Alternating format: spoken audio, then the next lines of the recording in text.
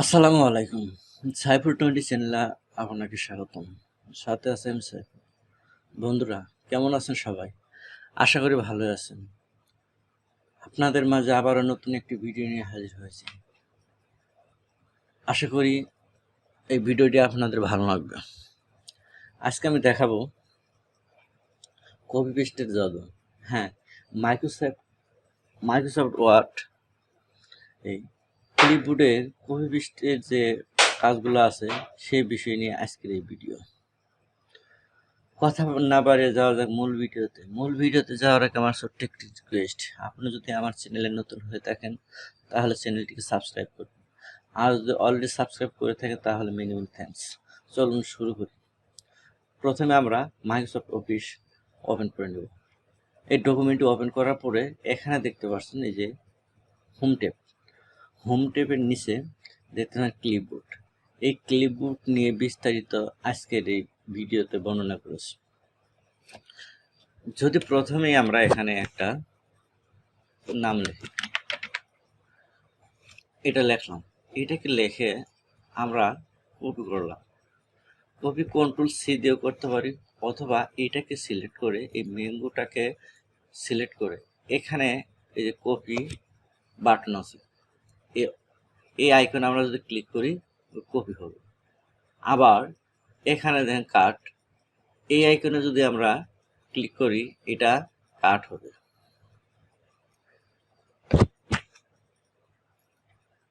Copy কাট। এখন আমরা যতগুলা কপি করব, এই যে ক্লিপবোর্ড দেখতে পাচ্ছেন নিচে, এই ক্লিপবোর্ডে এরো চিত্রে আমরা ক্লিক করি। ম্যাঙ্গো আমরা এখানে কপি করেছি। আবার যদি আরেকটা লিখি দেশ, এটাকে যদি আবার কপি করি কন্ট্রোল সি দ্বারা কপি করি, আবার দেখতে পাচ্ছেন এখানে দেশ আসছে। আবার আরেকটা যদি লিখি এখানে এই আপেলকে যদি আমরা কপি করি কন্ট্রোল সি এখানে, অর্থাৎ এখানে আমি যতগুলা কপি করব ততগুলা এখানে থেকে যাবে। এখন আমরা চাইতেছি যে আপেল, দেশ, ম্যাঙ্গো এই তিনটাকে একসাথে আমরা পেস্ট করব।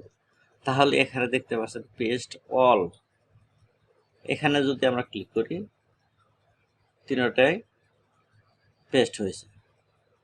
আবার আপনি যদি মনে করেন যে আমি এখান থেকে একটা একটা করে পেস্ট করব, এই কার্সরটা রেখে যে লেখাটাকে আপনি পেস্ট করবেন তার উপর কার্সরটা রেখে আপনি ডাবল ক্লিক করবেন, হয়ে গেছে। আবার যদি চান যে এখানে অনেকগুলো লেখা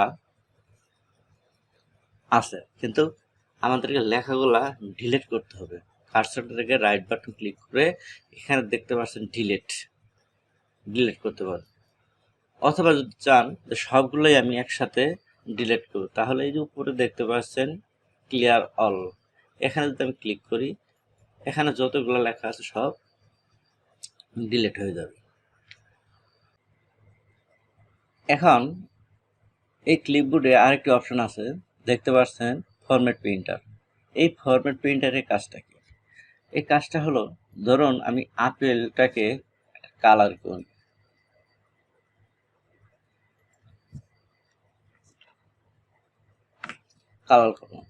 কালার করার পরে এখন আমরা জানি না এই আপেল লেখাটা কোন ফন্টে আছে, কত সাইজ আছে, কোন কালার আছে, এগুলো জানি না।